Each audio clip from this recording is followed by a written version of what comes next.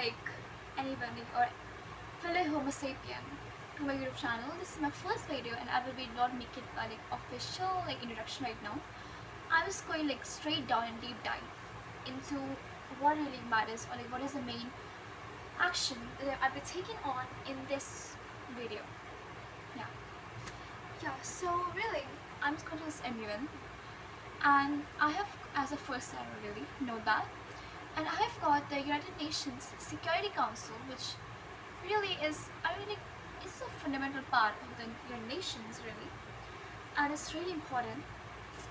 And though it is one of the most things that is vital in what is occurring in the world right now, in the geopolitics of the state, I meant nations right now. So really, like right now, and I have the country of Democratic Republic of Congo really. I have it with me, possible moderated caucuses. So like a brief introduction. As you know, there is a trilateral, like a conflict going on between US and Israel. They're forming a kind of faction right now against the, you can say like Iran in general. Like it's a really wrong name, but I'm saying that as I don't remember that. I'm sorry. Yeah, so like they have this whole type of war in there. So like let me tell you, there is loads of reasons here. Like this is a background guide, let me tell you.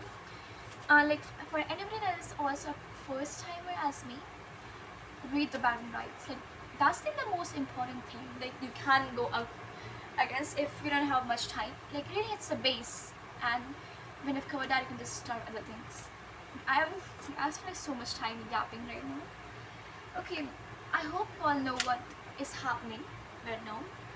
Okay, so in a few sentences it can be described as the Israeli nation, in its point of view, it's a kind of a country. It's okay, so this whole war is termed as the polytrophic war, and a war in which the Israeli side views itself as being deemed by their God as they're the sole, the best nation ever, and they've termed their nations as a satanic power, which or the Western nations really, but in there was the other nations, and I'm not with the nations of course, but yeah.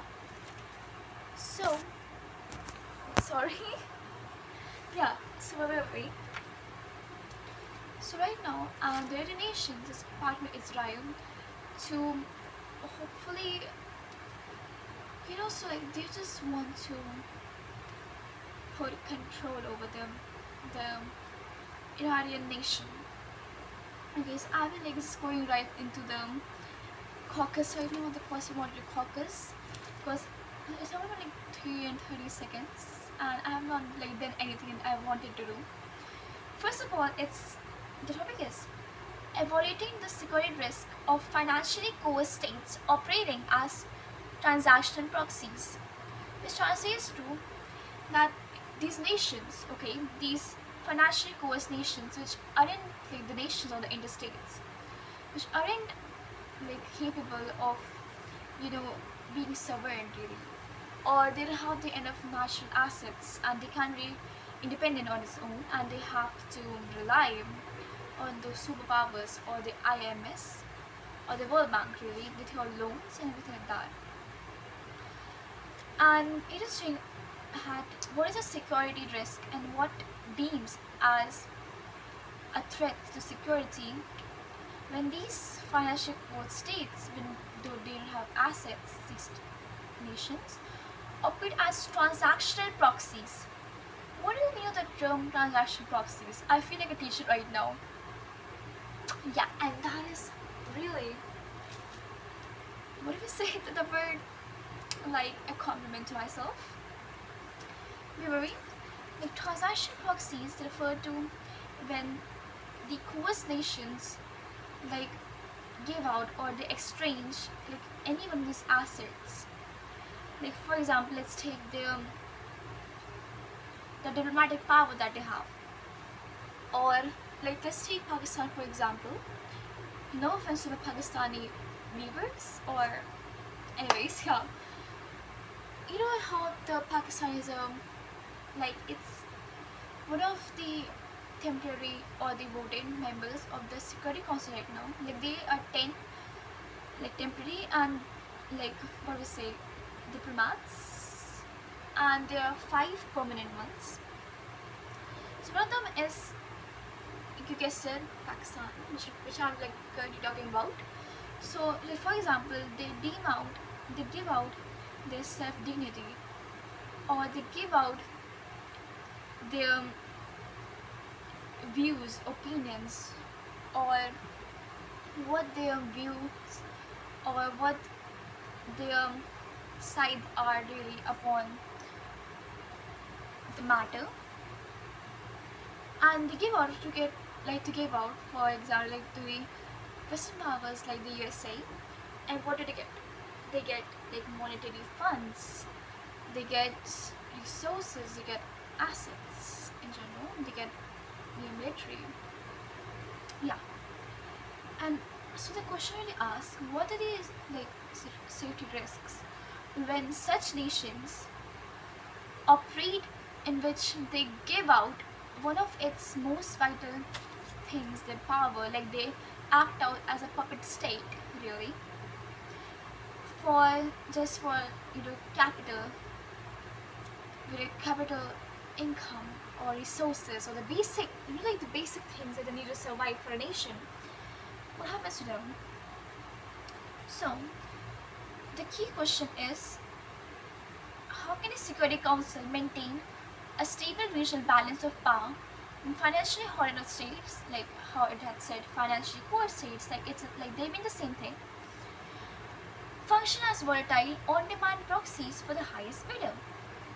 Okay, so this question asks, so how can the United Nations or how can the Security Council, you know, like fairly debate upon, or they can like maintain stability, they can maintain peace, like how the chapter 7, I mean, yeah.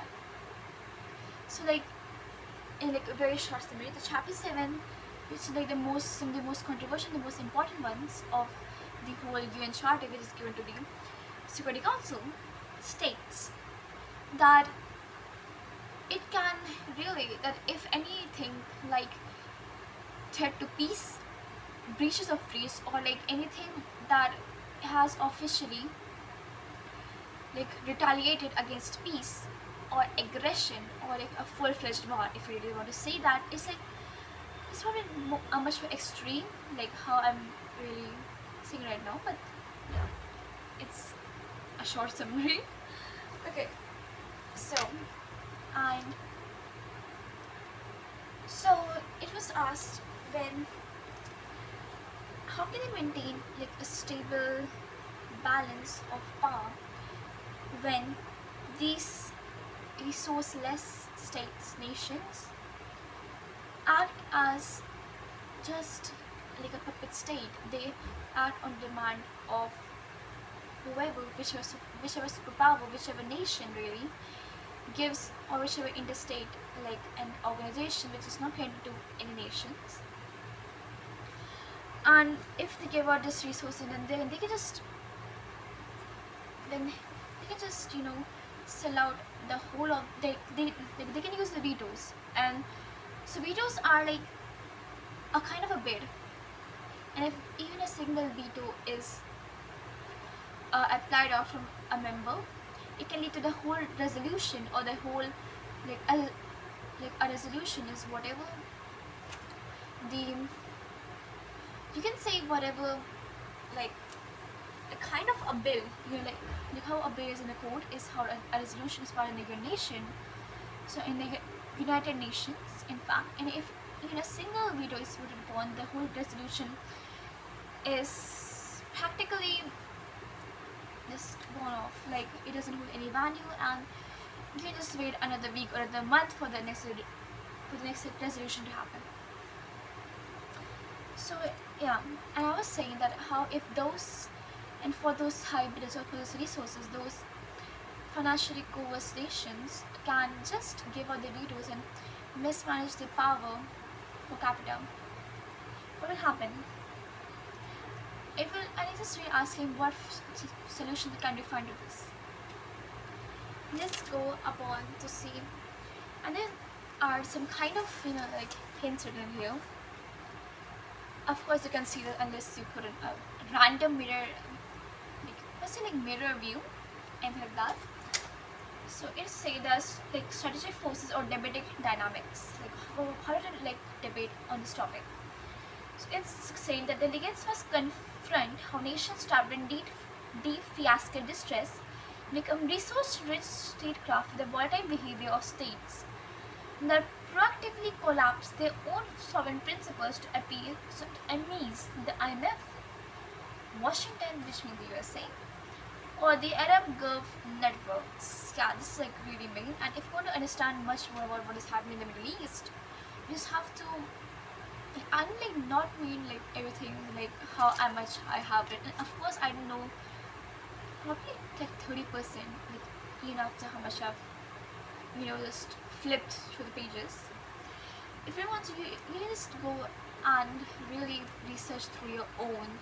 Like you can just take the basic input, like from the United Nations like digital library. You can take the output process on your own and just know more in general, just like have the knowledge. I guess, yeah. So it is said that, so what if this hints, you can say, is saying that whenever wait a second, contrast independent resources statecraft, really like I'm just like starting to like this is the first time like I have like taught it in any script. Like this is the first time like I'm like thinking out loud and say, and it's kind of like a really well strategy. Like it helps you in communication skills, and it's like really worthwhile your time. And yeah, like this is actually the main reasons why I decided to make a YouTube channel like randomly, because I wanted to have actual like practice or like to think on my own, because of course in the debates you don't get time to formulate speeches, and I think this helps me. This is helping me a lot. I don't think anybody is going to watch this, but anyways, okay, we were there. Okay, so independent rituals.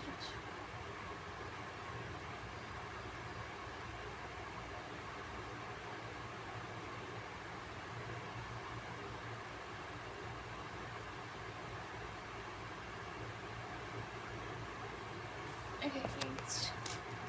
Okay, so what this says is that we should address, or we should talk about how much of this neoliberalistic idea, okay, the capitalism there, but it says how this system really, it brings about how these, like these nations have to, like vote upon their, or just sell out their personal views, their diplomatic strategies and everything like that, just for baseline like liquidity, really.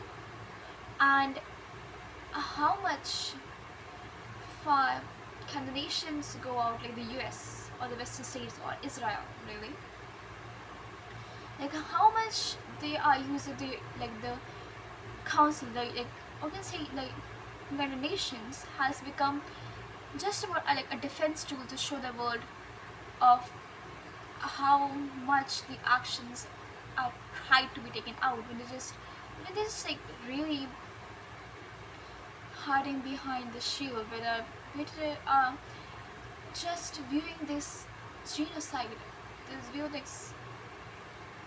like loss of civilian life and everything like that, just for having to debate on the most polite infrastructures and the most polite actions, really. And we can just say, yeah, let's say for example my nation, or like let's say the nation which I am delegating in my MUN, the Democratic Republic of Congo. You know how like resource rich this is, like how rich its resources are, how much it contains about. And though all of it don't mean anything because of its long history of colonization, and how in this like high levels these things have just leashed about the life, and they have left upon remnants like foreign powers, or like foreign diplomats in its high position high positioned areas or posts really. You can see that in how our nation, the you can say Congo really, so, and it also states how much like for this nation it has gone through one of the most like you can say like things or actions which really talk about how much like less of human life all of those in power discuss about it, how like their like selective empathy is there for like in the fact that it had been like decades long of civil war, and how millions of people had died out, and when none of those resolutions had just maintained about it, and how much like whenever any country is traveled in the same condition that the Congo is traveling right now, of course it's major compatibility we to acquire resources, we acquire like money or like anything possible, like just to help it survive on its own. And this when those survivors come with those baseline things, like those basic amenities which had to be given to them based on what the UN Council was made for, but instead it's like debating about things like these, and like it's how much things of course the state of commerce is important, and of course it affects the economic factions, but it's like really disgusting to look upon and see that when the United Nations or the America, like every like the country in the world has its eyes or is full attention spice, like the world is ending for them, and of course it is really affecting all the time, like that's also a major point. But when and how it assembles such a huge navy fleet, how the world's media is on its cover, it is covering all these topics, it is fighting for this humanitarian lives that are being died out, that are being killed upon in the Gaza war, the Gaza Strip, what are currently being done right here, and like really how much none of it mattered for them when like Congo was the one which was in distress at the moment. So, and how in which countries is this distress, its main function will be to form or like just gain anything to give the peace to its people, and how such a minor thing like the United Nations or council, and if it could provide them with what they needed, then of course we accept it. Then I think what this reason, or like what should we do, sorry, okay, I think what should we do is to bring out, the first of all is to change or to bring out another kind of like another IMF or the international like monetary funds, so it's just like a new World Bank, but like to hopefully bring it like less corrupt, and to like be within like less factions, and to really focus on humanitarian values, and to have a judicial panel or like people to oversee like whenever corruption happens, and to like of course there should be voting amongst them to reduce possibility of corruption, even though yes it's human greed, it can never be ended, but we can still try our best. That's the answer. It was hugely, I don't know, incorrect probably, but I will try my best, and I will cover the next topic tomorrow, which is weaponized choke point and flag of convenience lane. So I mean law. Okay, tomorrow. So stay tuned even I don't think like nobody's watching, but yeah. Anyways,